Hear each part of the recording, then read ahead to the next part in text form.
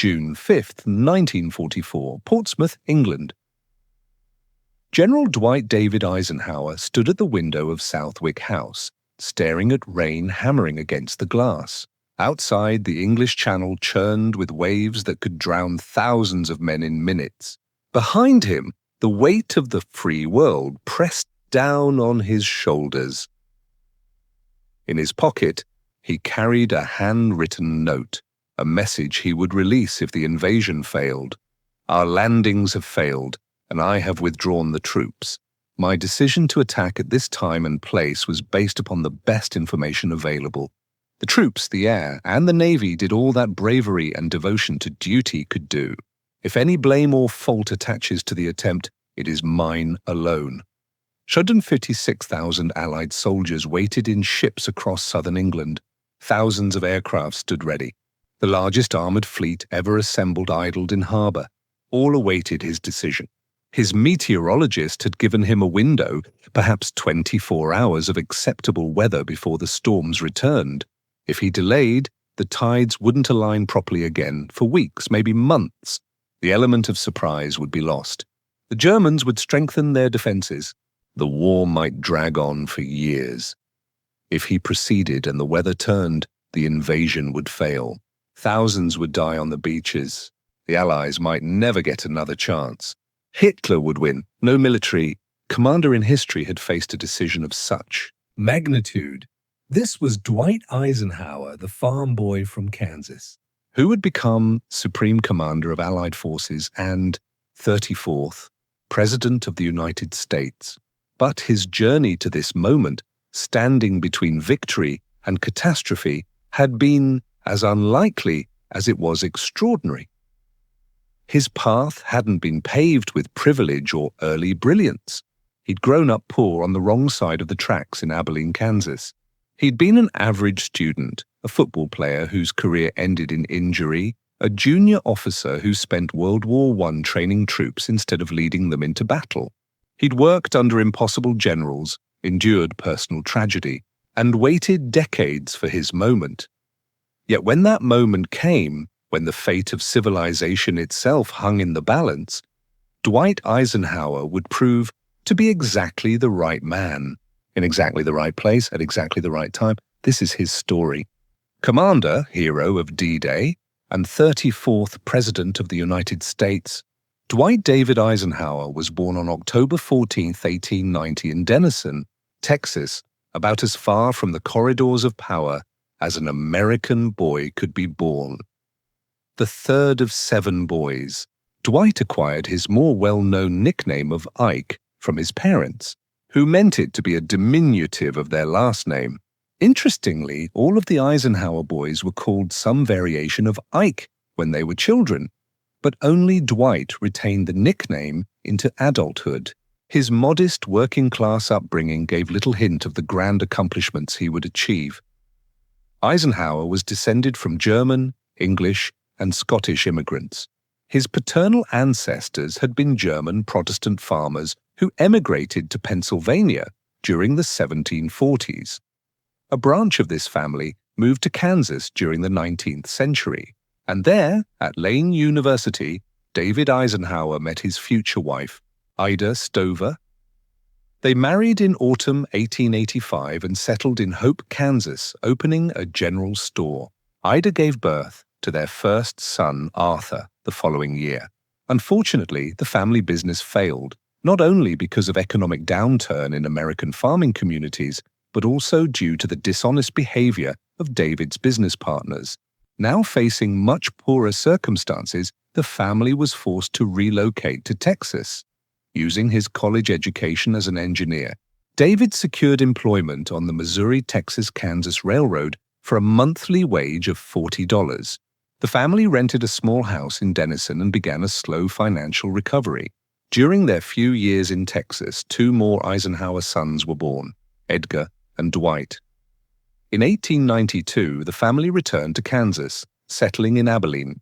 That year, Ida gave birth to the family's 4th son, Roy, and David became a mechanic for the Bell Springs Creamery, typically working 12-hour shifts, 6 days per week, now earning $50 per month.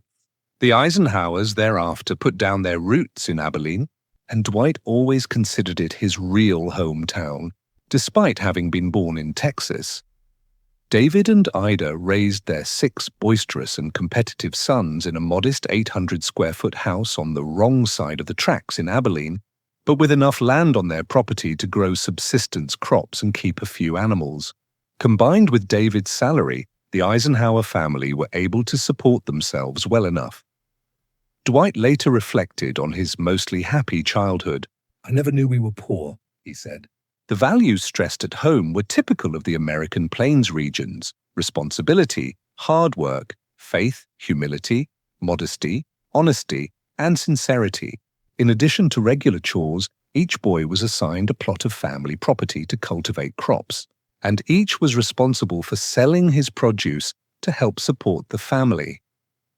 David responded to any and all misbehavior with firm discipline. Ike more than occasionally found himself in trouble for his hot and quick temper, which often landed him in fights with other boys. Religion played an important role in the Eisenhower family life.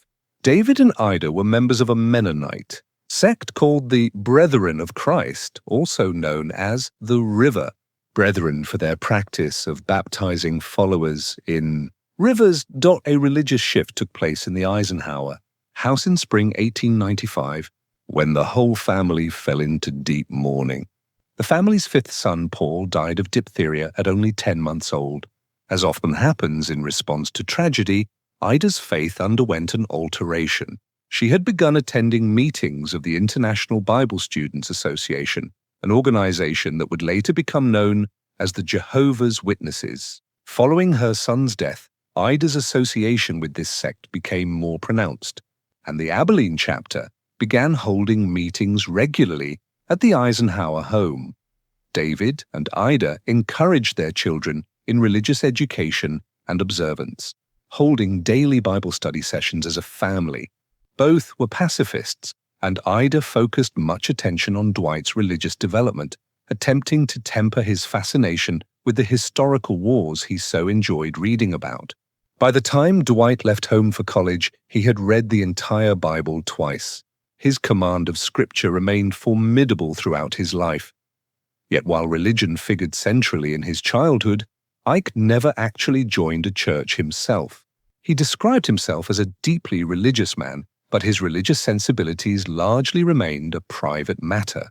Some historians speculate that this reticence might have been connected to his mother's religious affiliation. The Jehovah's Witnesses were considered a rather radical fringe sect for much of the 20th century, and it is possible that the Eisenhower siblings wanted to protect their family's reputation. Abilene was typical of small-town America, a small city surrounded by vast rural expanse. The Eisenhower children were therefore exposed to both city and country modes of life. Young Dwight developed a keen interest in the outdoors, particularly in hunting and fishing at this particular time and place in America. Life was tough for non-professionals and the working class, but most people firmly believed that hard work and honest dealings could eventually produce success. This sense of possibility and opportunity was part of the key to Ike's later confidence and success. For most of his early education, Ike was a fairly average student. He enjoyed spelling and arithmetic lessons and became a voracious reader early in life. His mother, Ida, a former teacher, had a decent collection of history books, and once Ike began reading them, history quickly became one of his favorite subjects, particularly military history. He pored over the military exploits of his favorite historical generals, including Hannibal and George Washington. As a highly active and athletic boy, however, Ike was far more interested in football than anything else. The sheer physicality of the sport likely provided an outlet for Dwight's excessive energy and often quick temper. His love of the game even caused him to risk his life at age 14. Ike had sustained a leg injury, which led to a serious infection. His doctor recommended leg amputation. Ike implored his parents to respect his decision to forego the amputation, even if the infection killed him. He preferred to take a chance that he might get better and retain the use of his legs. This would not be the first time that luck was demonstrably with him. Ike made a full recovery, going on to play football in high school and college. Throughout his educational career, he continued to demonstrate fairly average academic performance overall, but retained his interest in history and reading. Western novels were a particular favorite. He also showed aptitude in practical applications of mathematics and sciences, unsurprising for the son of a college-educated engineer. Ike's strategic thinking also manifested itself in his skill at card playing, particularly poker and bridge, pursuits he continued to enjoy throughout his life. His high school contemporaries predicted that Ike would enjoy a successful career as an Ivy League history professor. However, financial circumstances and personal inclinations guided Eisenhower in a vastly different direction. Dwight and his older brother Edgar graduated from Abilene High School together in 1909. Both wanted to attend college, but the family's income was insufficient to pay tuition for two sons at once. Dwight and Edgar therefore agreed that Edgar would attend college first, while Dwight worked at the creamery where their father worked. In this way, Dwight would help finance his brother's education, with the understanding that Edgar would do the same for him afterward. He spent more than a year working 6 days a week for a wage of $3 at the creamery. It was soon suggested to him that entering a military academy could secure him a tuition-free college education. Ike's long love affair with military history and his active, sometimes temperamental personality made him an ideal fit for such an institution. In 1911, with decent test scores and a recommendation from his congressman, Eisenhower was admitted to West Point Military Academy in New York.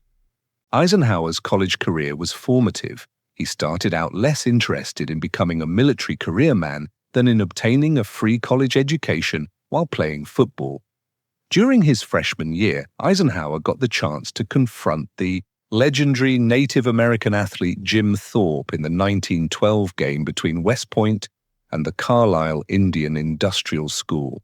November 9, 1912.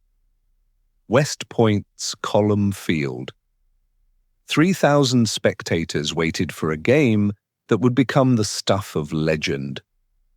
On one sideline stood Jim Thorpe, the man the King of Sweden had called the world's greatest athlete just 4 months earlier, after Thorpe won Olympic gold in both the pentathlon and decathlon in Stockholm. On the other sideline stood a blue-eyed 21-year-old cadet from Kansas named Dwight Eisenhower. Eisenhower and his teammates had a plan: stop Thorpe at any cost. In the early minutes of the game, Eisenhower and teammate Leland Hobbs launched themselves at the Indians' star, hoping to knock him out of the game with a devastating hit. Thorpe went down hard. The crowd held its breath. Then Thorpe got up, walked calmly back to the huddle, and on the very next play ran for another first down. Later in the game, Eisenhower and Hobbs tried the same tactic again. This time, the wily Thorpe anticipated the move, stopped short, and let the two Army players collide violently with each other. Both had to leave the game injured. Years later, after his retirement as president, Eisenhower recalled that one of the most awesome things he had ever seen was Jim Thorpe running at him. Carlisle won decisively, 27-6. But this historic match was to be Eisenhower's last. He badly injured his knee in a subsequent game against Tufts, with resulting permanent damage. Being no longer able to play football was a significant loss for Ike, but by his second year at West Point, he was coaching the junior varsity team and continued in this role until graduation. Coaching helped foster the general in him rather than the soldier, bringing out the calm, competent, supportive, strategic, and organized side rather than the brash, impulsive side. Beyond football, Ike continued to be a decent, though not excellent student. He took mostly science and technology courses, graduating 61st in a class of 164 students. He finished 10th in his class, however, in English and history, and was much admired for his eloquent writing. He began smoking heavily by his second year. and enjoyed as many poker games as he could, both prohibited activities. While his academic record was merely average, his discipline record was even less impressive. He ranked 125th in discipline in his class. Still, Eisenhower made lifelong friends in college and formed relationships that would one day figure in international importance. Many young men with whom he attended college would be tapped for high military command by World War II, popularly dubbed the class the stars fell on. No less than 59 graduates, roughly a third of West Point's class of 1915, went on to become generals, including 2 5-star generals, Eisenhower himself and Omar Bradley. After graduating in 1915, Ike opted for the infantry and was posted to Fort Sam Houston near San Antonio, Texas. He was introduced to Mary Dowd, known as Mamie, soon after his arrival. Mamie was the pretty, charming, vivacious daughter of a wealthy family from Denver, Colorado. The Dowds owned a lucrative meatpacking company. He was just about the handsomest man I'd ever seen, Mamie later wrote about the fair-haired, blue-eyed man who would become her husband. Ike proposed to Mamie on Valentine's Day in 1916, and they married that July. Their first son, whom they named Dowd, adorably nicknamed Icky, was born the following year. Despite attempts to be posted overseas in combat, Eisenhower spent most of the next few years in junior officer training, coaching football, training, units and regiments, or serving in supply and logistics roles. His emerging organizational, administrative, and leadership qualities served him well, although he was repeatedly denied the opportunity to see real military action. Eisenhower learned a great deal during this period, forming opinions about how the military should develop. Like many career military men of his day, Eisenhower saw the value of developing tanks and firepower. He trained tank regiments in Georgia in 1917 and Pennsylvania in 1918. In 1919, he helped orchestrate a transcontinental vehicle convoy from Washington, D.C. to San Francisco with over 80 vehicles, a 200-mile, 62-day journey with dozens of breakdown events. The experience convinced him of the efficiency and logistical benefits of creating a national highway system, which would later be a staple infrastructure program of his presidency.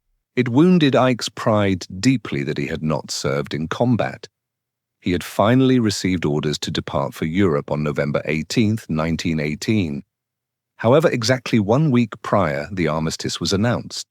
Ike was deeply disappointed, yet it may have been a blessing in disguise. Few soldiers were prepared for the brutal savagery of technologically advanced warfare. Instead, Eisenhower spent the war years safely with his young family and the friends he had made in service. In 1920, Mamie and Icky rejoined Ike at Camp Meade, Pennsylvania, where they settled into their own house, right next door to George Patton. The two shared enthusiasm for military strategy and equipment, forming a personal and professional relationship that would continue through 3 decades. Tragedy struck in January 1921.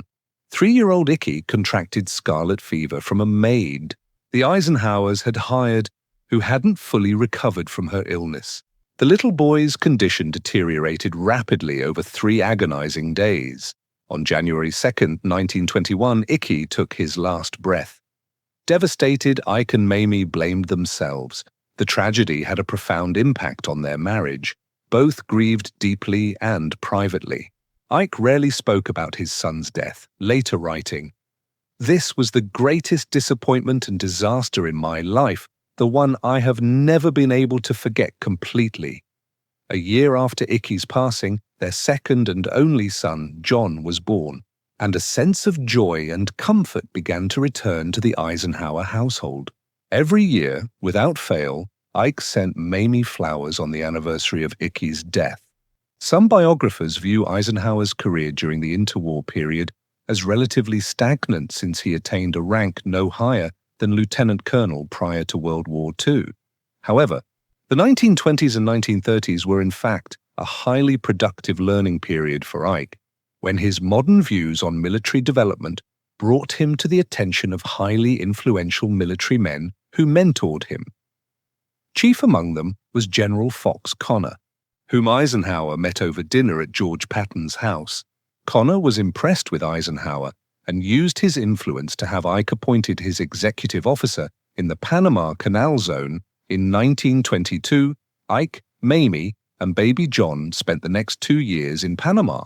The Canal Zone was rather dreary and undeveloped, not the most stimulating environment for a new mother. But being together was important for the Eisenhowers, and they coped as well as they could with constant relocation. As many career military families do, fortunately, Ike's duties as staff officer in Panama were relatively light, and General Connor encouraged him to use the extra time to read extensively on history and philosophy, particularly military history and strategy. Eisenhower learned a great deal from Connor, who took a personal interest in him because of his conviction that another world war was coming. When it did, Connor knew that the Allies would need the ablest and best prepared men available for high command. Accordingly, Connor shared his First World War experiences with Eisenhower, the tactics of battle, the successes and failures, the heavy decision-making involved in maintaining alliances and mobilizing resources. He expressed grave concerns about the questionable soundness of the Versailles Treaty. Eisenhower emerged from Connor's mentorship more confident in his perspectives and abilities than ever. After returning to Cavite Meade in 1924, Eisenhower, thanks partly to General Connor's influence, was admitted to the Command and General Staff School at Fort Leavenworth, Kansas. Completion of General Staff School was necessary to rise in the Army ranks, and the curriculum was notoriously grueling. No longer simply an average student, in 1926, Ike graduated first in a class of 275.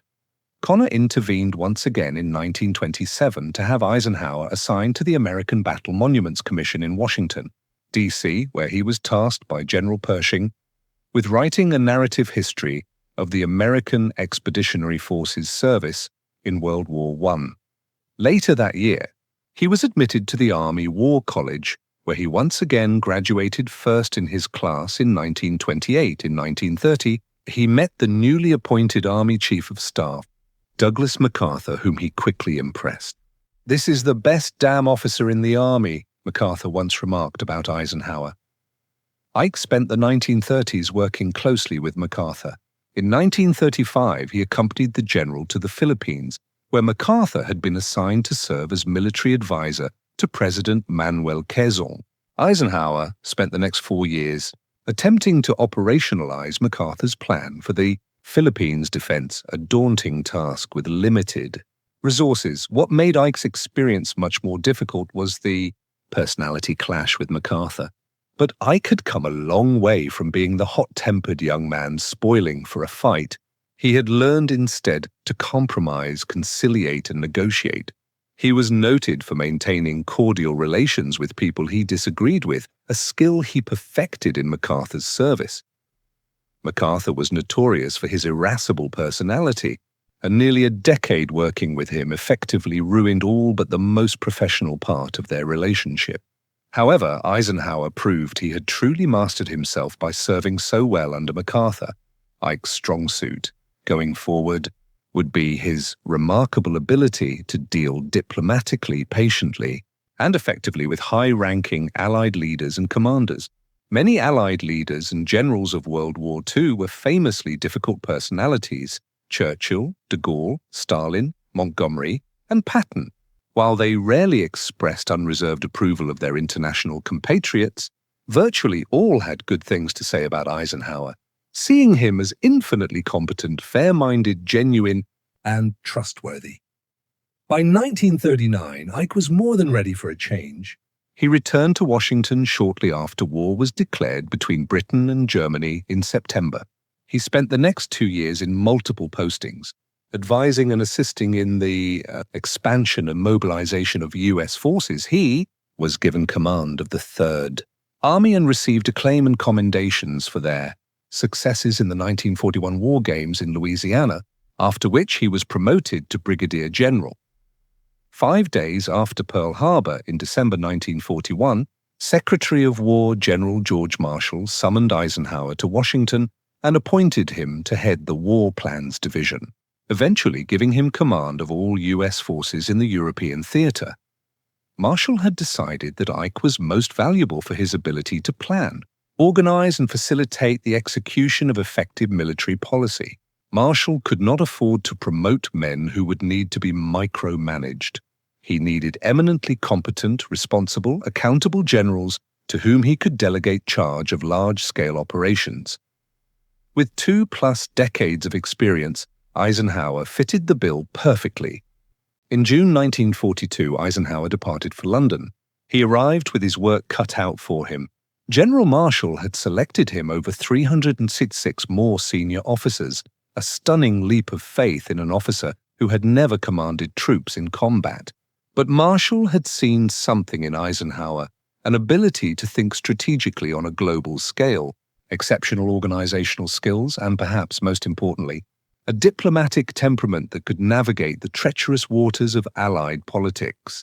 The assignment was daunting. American and British military leaders were barely on speaking terms. Many American officers treated their London posting as a gentleman's assignment, leaving their offices promptly at 5 p.m., a shocking breach of wartime urgency to Eisenhower. The British viewed the newly arrived Americans with barely concealed condescension. Britain had been fighting for 3 years. America was the new recruit. Eisenhower wasted no time addressing the dysfunction. He called a meeting of all American officers and delivered a blunt message. Any officer he heard disparaging the British would be sent home immediately, regardless of rank. The same applied to British officers. Anti-American sentiment would not be tolerated. "We are here to win a war," he told them. This was vintage Eisenhower. Direct, practical, focused entirely on the mission. While other generals courted glory or indulged in petty rivalries, Ike understood that Allied unity was the precondition for victory. Without it, Hitler would pick them apart. His relationship with Winston Churchill began awkwardly, but would evolve into one of mutual respect. When they first met at the White House in June 1942, Churchill was immediately impressed by these remarkable but hitherto unknown men, as he later wrote.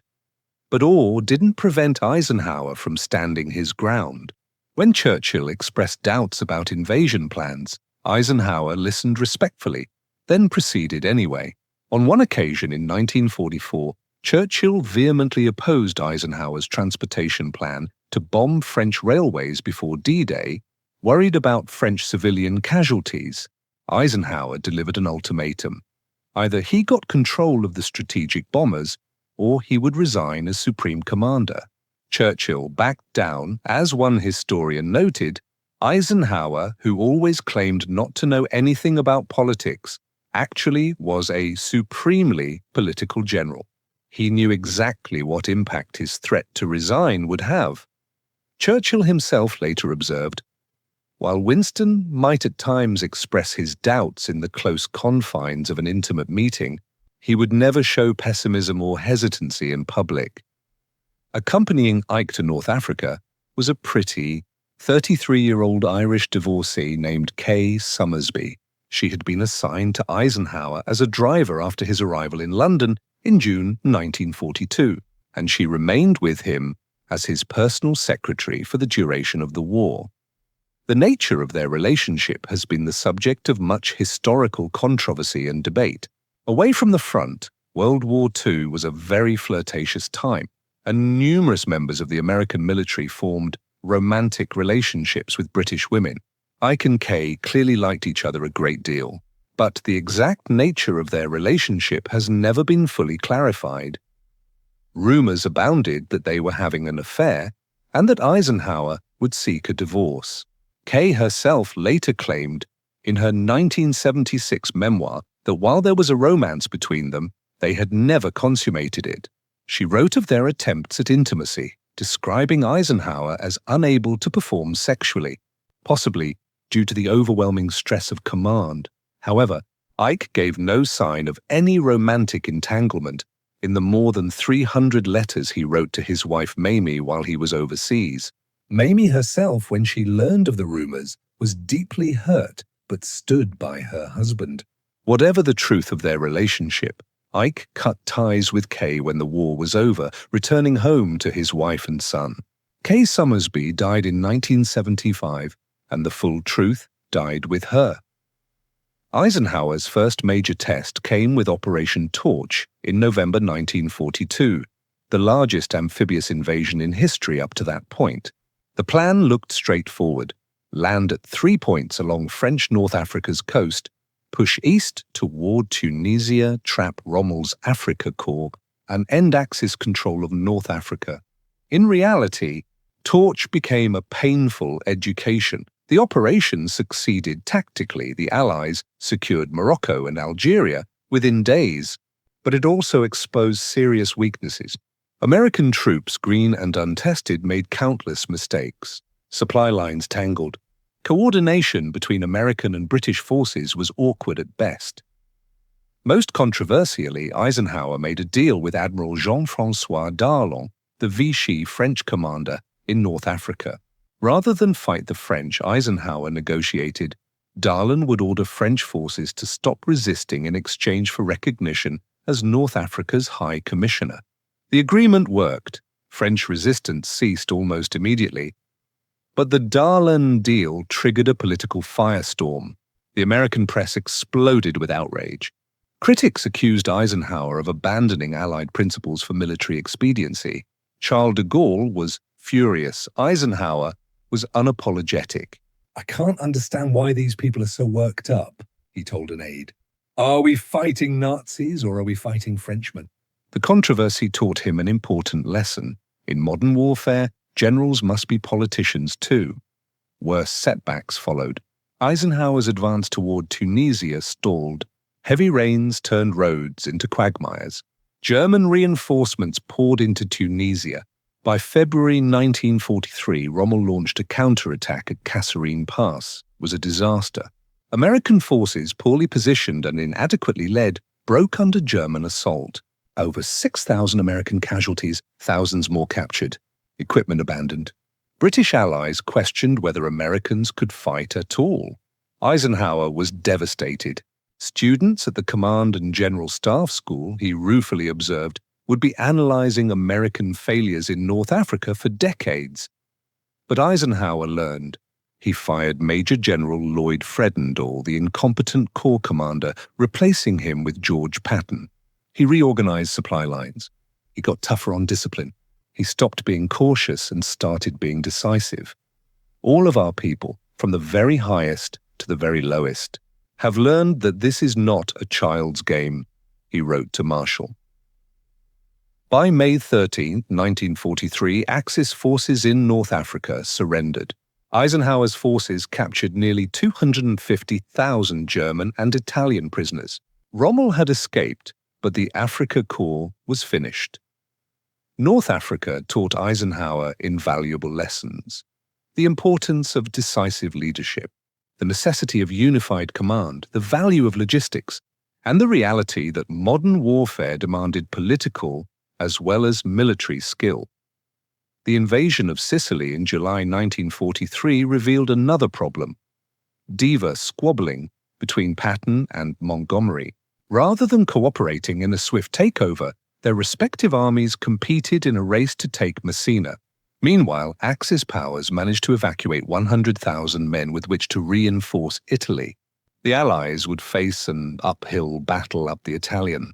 Lieutenant Eisenhower also had to intervene in a disciplinary scandal to keep the near-indispensable Patton from court-martial after the abrasive general physically assaulted 2 shell-shocked soldiers. Ike was not a fiery, charismatic sort like Patton or Montgomery, but he was admired for being plain-spoken, respectful, compassionate, and a conciliator who never tried to dodge responsibility. His troops may not have viewed him in the same worshipful light as other generals, but they knew that General Eisenhower cared about them.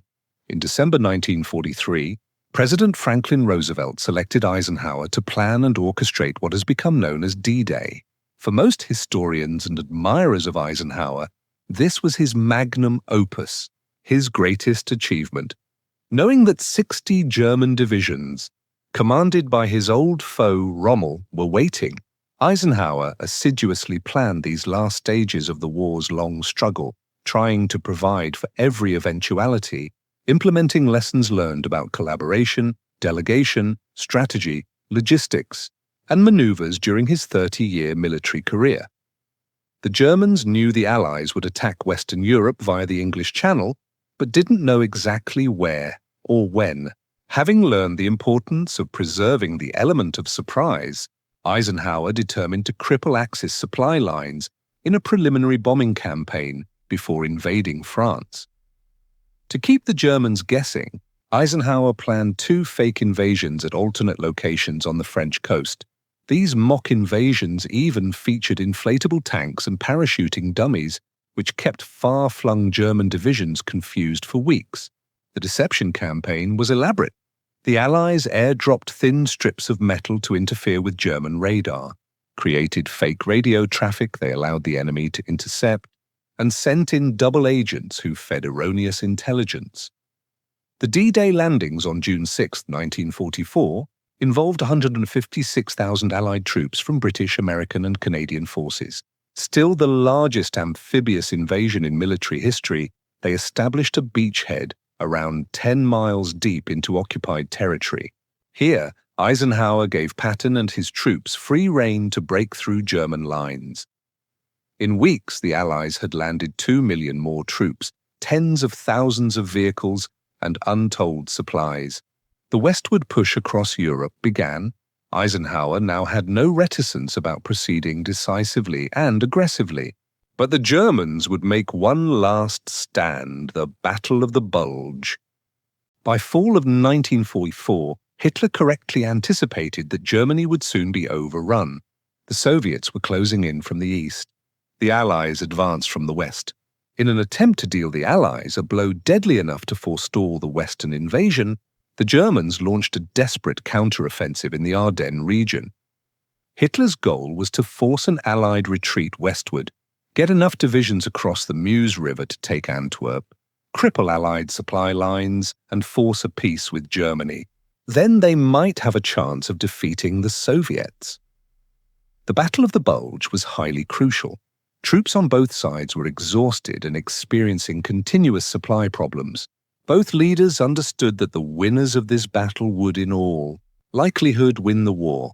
The surprise offensive came in December 1944. The Germans sent in 400,000 men, nearly twice as many troops as the Allies, and roughly 10% more tanks. The Germans initially showed significant success, pushing British and American troops back toward the west, with 2 divisions advancing to within 5 miles of the Meuse River. This early success was partly attributable to winter weather conditions which prevented Allied air power from providing support. But once the weather lifted in January, American and British planes devastated German supply lines. General Eisenhower orchestrated a brilliant and valiant defense in key locations in the Ardennes, and the Allies held out until the Germans were forced to retreat. They had suffered nearly as many casualties as the Allies, lost 600 tanks, and exhausted the Luftwaffe. Most historians point to D-Day as Eisenhower's greatest achievement, which is hard to argue, but the Bulge was Eisenhower's only real test as a field commander on the ground. The glory he had sought and been denied during World War I was now his. Following German surrender, Eisenhower remained in Europe to help oversee Allied occupation and organize investigation for the Nuremberg trials. According to American policy, Eisenhower made efforts to ensure adequate food supply for the local populace and labor to repair infrastructure. He also placed heavy emphasis on thorough documentation of the death camps, commissioning extensive photographic and video evidence. The grisly spectacle of the camps had utterly horrified Eisenhower. He correctly anticipated that in future, propagandists might deny the reality of the Holocaust. When he personally visited Order of Concentration Camp on April 11, 1945, He was profoundly changed by what he saw. Eisenhower finally returned home in summer 1945 to a hero's welcome. With Roosevelt's death prior to the war's end, Ike was now the most popular man in America. Many influential friends urged him to enter the presidential race for 1948, including President Truman himself, who even offered to serve as Ike's running mate if Eisenhower joined the Democrats. However, the prospect of political office seemed daunting. Instead, Eisenhower accepted the position of president at Columbia University in 1948. Later that year, he published his World War II memoir, Crusade in Europe, which was an immediate bestseller. For the first time in his life, Eisenhower was a man of means. In 1950, Eisenhower resigned from Columbia and departed for Europe, serving as Supreme Commander of the NATO alliance. He spent the next year advising America's European allies and helping build a powerful military coalition against rising communism. Upon his return to the U.S. in 1951, he made an eloquent appeal to Congress, convincing the typically isolationist legislative body to offer firm support for NATO. With unprecedented grassroots support for an Eisenhower presidency growing across the country, President Truman once again approached Eisenhower offering to support his candidacy as a Democrat. Eisenhower, who had never voted or publicly aired any political opinion, declined, finally declaring himself to be a Republican. "I like Ike" buttons were suddenly everywhere. Ike achieved an impressive victory over Democratic candidate Adlai Stevenson in November 1952, winning votes from every state except the South, with 55% of the popular vote. He would repeat this success even more impressively in 1956. While one of the oldest presidents elected in many decades, Ike continued to be an active man. He was committed and hard-working while knowing how to delegate. He continued to pursue his hobbies, including reading, poker and bridge games, attending baseball and football games, and landscape painting, which he was rather good at. Eisenhower's two-term presidency featured massive economic growth, social change, and increasing international tension. Ike is generally thought of as a president more concerned with foreign policy than domestic, and he certainly gave top priority to Cold War events. However, his reticence to encroach on constitutional conventions has been interpreted by some as lack of concern for serious social issues. Particularly civil rights, Eisenhower had insisted on campaigning in the segregationist South, trying to win both white and black voters. He refused to condemn segregationists outright, but promptly implemented full desegregation of Washington, D.C., all U.S. armed forces, and the Foreign Service. He encouraged increased recruitment of African Americans to government positions and privately deplored attempts to keep black people from voting. Hearing about attacks on economically successful black Americans in the South infuriated him, but he would not take a more activist role in civil rights or anti-racism. This deeply disappointed many black voters and civil rights leaders, particularly when Eisenhower refused to comment publicly on the brutal murder of 14-year-old Emmett Till in Mississippi in 1955 or the bombing of Dr. Martin Luther King's house the following year. The way Ike saw it, bold action on civil rights might prove destabilizing if change occurred too quickly. He also did not believe he could, as president, usurp the legislative prerogatives of Congress. He could dismantle structural racism within federal jurisdiction, but Congress had to pass comprehensive civil rights legislation, a Congress which Republicans had lost to the Democrats in 1954. Eisenhower could, however, appoint Supreme Court justices with civil rights leanings. He appointed 2 to the bench, including Chief Justice Earl Warren, whose judicial opinion in Brown v. Board of Education finally struck down segregationist Plessy v. Ferguson. Further, Eisenhower did not hesitate to enforce the Brown decision when the South refused to cooperate. He assumed control of the Arkansas National Guard to force racial integration of Little Rock High School in 1957. Previously, Eisenhower had quietly negotiated with Arkansas Governor Orville Forbes to ensure integration would go ahead peacefully, and was infuriated when the governor went back on his word. National Guard troops remained on Little Rock High School campus for several weeks, escorting 9 black students safely to and from their classes in an often hostile sea of white students. On September 23, 1955, just 2.5 years into his first term, Eisenhower faced a crisis that threatened not only his presidency but his life. He was in Denver, Colorado on a work-and-play vacation, staying with Mamie's family and enjoying rounds of golf at Cherry Hills Country Club. That Friday afternoon, after completing 18 holes, Eisenhower complained of indigestion. He blamed a hamburger with Bermuda onions he'd eaten for lunch. Back at his mother-in-law's house, the discomfort persisted through the evening, but Ike dismissed it as nothing serious. Shortly after 2 p.m., Mamie awoke to find her husband in severe distress, clutching his chest in agony. Terrified, she immediately called for his personal physician, Dr. Howard Snyder, who arrived around 3 a.m. In what would later be revealed as a critical medical error, Snyder initially misdiagnosed the attack as a gastrointestinal problem and administered multiple shots of morphine for the pain. It wasn't until 1 p.m. the next afternoon, nearly 14 hours after the heart attack began, that an electrocardiograph was brought in and confirmed what Snyder should have recognized. Immediately, the President of the United States had suffered a massive myocardial infarction. Eisenhower was rushed to Fitzsimons Army Hospital in Aurora, where he would remain for 7 weeks. The news sent shockwaves through the nation. The stock market plummeted. Americans panicked. Heart attacks in 1955 carried a 30–40% mortality rate for those who reached the hospital. There was no CPR, no portable defibrillators, no coronary care units, treatments that would emerge only years later. Mamie moved into an adjoining suite at the hospital, decorated entirely in pink for her, the First Lady's signature color. She appeared daily on a balcony to wave to assembled well-wishers, providing visible reassurance that the president was recovering. Every day she sat with Ike, monitoring his progress, encouraging him, keeping his spirits up. The Eisenhower administration, led by Press Secretary James Haggerty, made a groundbreaking decision. They would be completely transparent about the president's condition. 11 press briefings were held that first Saturday alone. Haggerty invited renowned cardiologist Dr. Paul Dudley White from Boston to examine the president and brief the press.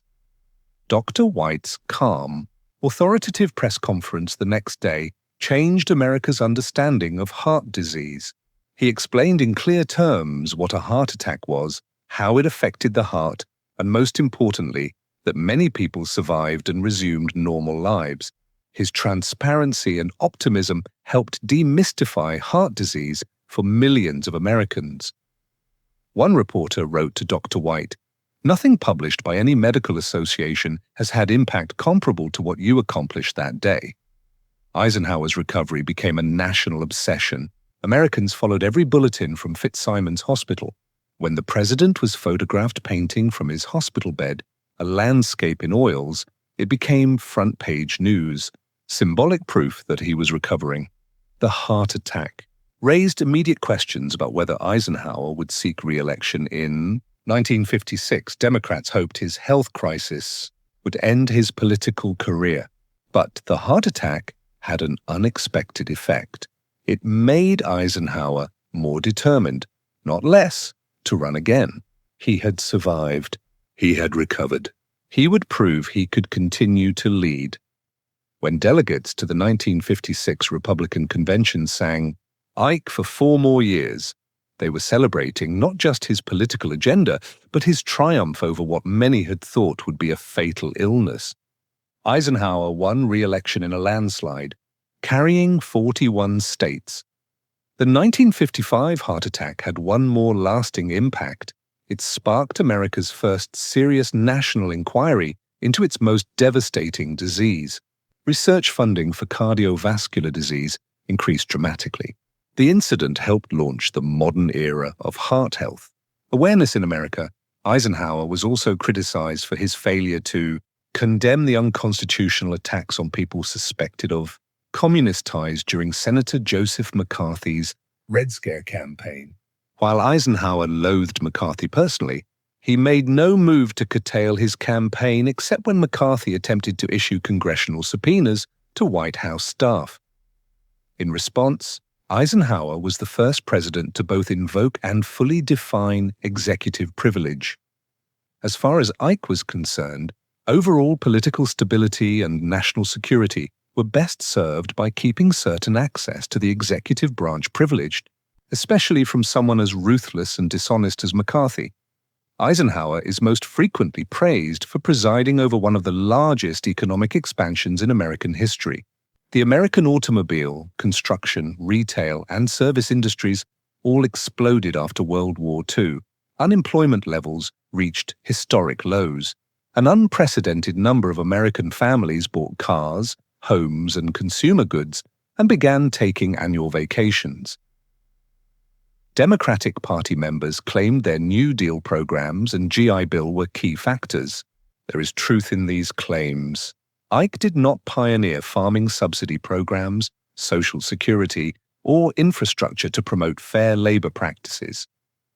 However, Eisenhower did work to facilitate economic expansion. He disentangled private industries from government finances.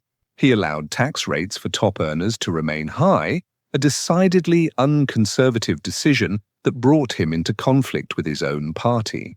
A surplus of tax revenue allowed him to expand Social Security programs to benefit an additional 10 million American workers. By the 1950s, he was under no illusions about the benefits of basic social welfare. Any political party who tried to get rid of New Deal programs now, he said, would never be heard from again. He described those who aimed to deconstruct the New Deal as a negligible and stupid splinter group. One of Eisenhower's most significant contributions was his pioneering of the Interstate Highway Act of 1956. Originally envisioned as evacuation solution from densely populated urban areas in event of nuclear attack, the nationwide highway system opened up national markets for trade and shipping, allowed small towns to grow, encouraged interstate leisure travel, and facilitated creation of businesses to serve highway travelers. Eisenhower's America enjoyed the world's highest standard of living during the 1950s. When it came to foreign policy, Ike faced the daunting task of representing America at the dawn of the nuclear era. His perspectives on both communism and nuclear weapons had evolved since World War II's end. Ike had been in Russia when the atomic bomb was dropped on Hiroshima. He had been horrified, believing it had done more harm than good. The Japanese, he thought, had been close enough to surrender to make the atomic bomb unnecessary. He found it repugnant that the United States had been first to use nuclear weapons. He was also of the opinion that the atomic bomb had done more than anything to make the Soviets distrust Americans, leading to increasing tensions. By 1948, however, the Russians had tested their first atomic bomb and tensions over Germany's economics. Recovery in Greece's civil war had risen considerably. The Soviets seemed bent on expansion. Ike's stance on communism hardened. He began to believe that an overall policy of containment backed by threat of military action or nuclear strike was the best path to secure American interests. Impressions of Eisenhower's handling of the Cold War continue to vary. Modern critics mostly condemn CIA activities which Eisenhower approved, including overthrow of elected governments in Iran and Guatemala, charging these operations had less to do with containing communism than installing governments friendly to U.S. economic interests. Containment of communism in Latin America and the Middle East continued to be a feature of American foreign policy in years to come. The Eisenhower Doctrine, which offered military support to Middle Eastern countries, determined to resist Soviet communism, profoundly affected the stability and geopolitics of the Middle East. On October 4, 1957, the Soviet Union launched Sputnik 1, the first artificial satellite to orbit Earth. The 184-pound sphere with 4 radio antennae circled the planet every 96 minutes, its distinctive signal audible to anyone with a radio receiver. America was stunned. How had the Soviets beaten them into space? Panic spread across the nation. If the Russians could launch a satellite, they could launch nuclear warheads at American cities. The technological superiority America had assumed evaporated overnight. Eisenhower's initial response was measured, perhaps too measured for a frightened public. Privately, he knew from U-2 spy plane reconnaissance that Soviet missile capabilities were not as advanced as feared, but he couldn't reveal this without exposing America's secret surveillance program. The public demanded action. Congress pressured Eisenhower to pour money into space technology and science education. In response, Eisenhower signed the National Defense Education Act in 1958, dramatically increasing federal funding for science and mathematics education in American schools. More significantly, he established NASA, the National Aeronautics and Space Administration, in July 1958, consolidating America's fragmented space efforts into a single civilian agency. The space race had officially begun, yet Eisenhower remained privately ambivalent about the endeavor. A pragmatist to the core, he viewed the space race as expensive theater. In later years, he would call any administration that could spend $40 billion on a race to the moon nuts.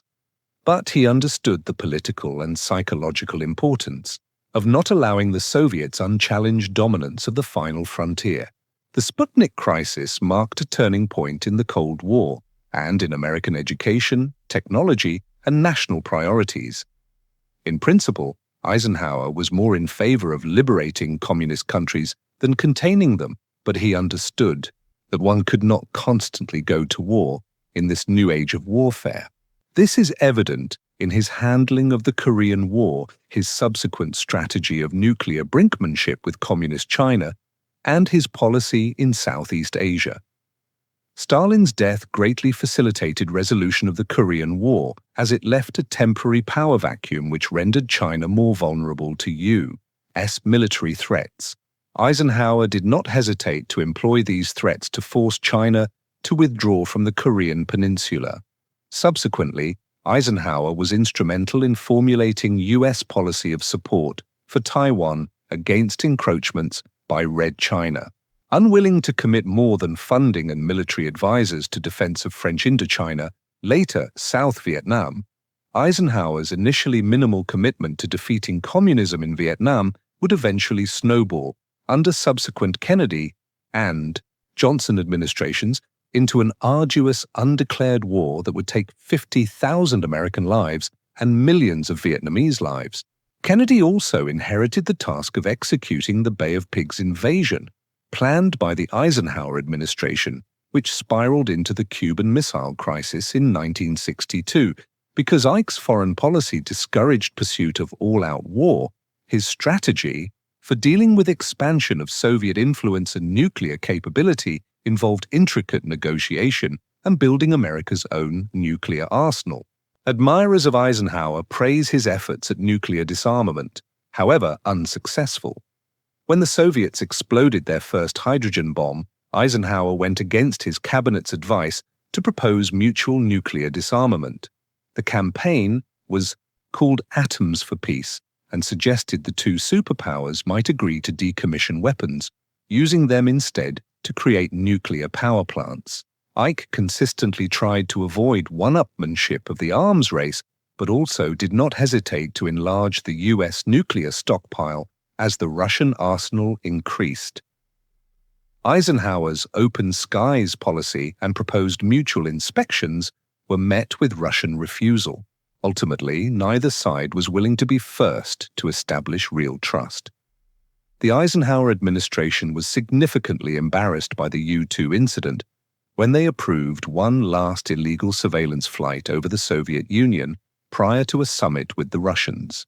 Khrushchev promptly produced pilot Francis Gary Powers, whose plane had been shot down over Soviet airspace, who confirmed Eisenhower had lied when he denied the flight's existence.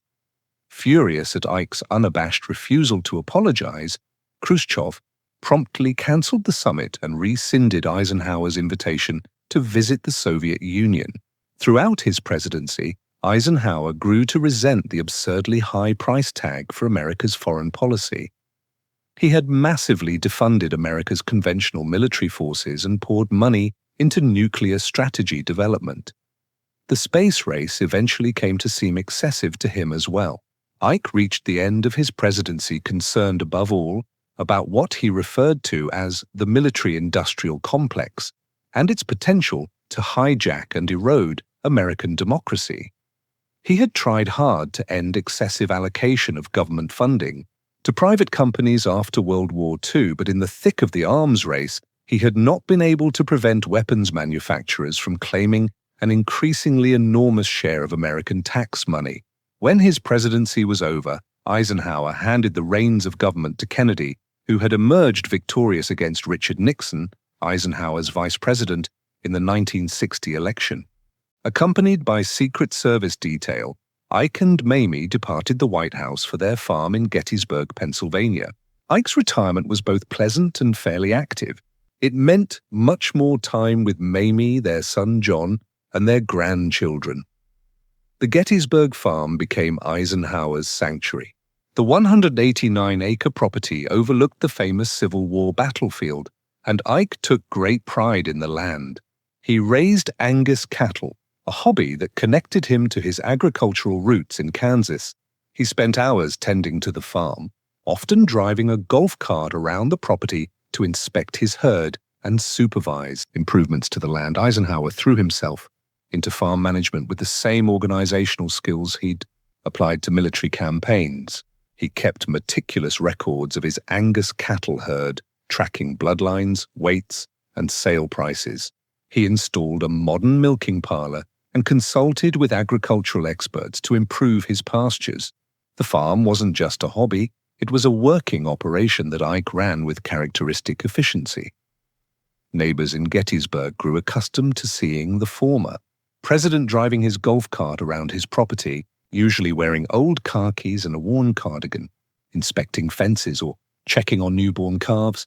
He installed a putting green and a skeet shooting range on the property, and the farmhouse became a gathering place for visiting dignitaries, old military friends, and family celebrations. Winston Churchill visited the Gettysburg farm, as did French President Charles de Gaulle, the difficult General Eisenhower had somehow managed to work with during the war. Soviet Premier Nikita Khrushchev also visited in a brief thaw in Cold War relations, touring Ike's cattle operation with bemused interest. The farm represented everything Eisenhower valued: honest work, connection to the land, American self-sufficiency. It was his reward after 50 years of service. Here, finally, he could simply be Dwight Eisenhower of Abilene, Kansas, the farm boy who had traveled farther than he'd ever imagined possible. His painting hobby, which he'd taken up during his presidency, flourished in retirement. Eisenhower completed dozens of landscapes and portraits, finding the artistic pursuit deeply relaxing. He painted scenes from his travels, portraits of grandchildren, and landscapes of his beloved farm. While he dismissed his work as amateur, art critics noted genuine talent in his compositions. Mamie created a warm, comfortable home environment. After decades of military housing and the formality of the White House, she delighted in decorating their own private space. The farmhouse became a gathering place for family celebrations, with grandchildren running through the rooms and filling the house with laughter. That had been missing during the intense years of military and political service. Eisenhower wrote 3 more memoirs between 1963 and 1967 and continued his hobbies, including poker, bridge, and a rather newer hobby for him, golfing.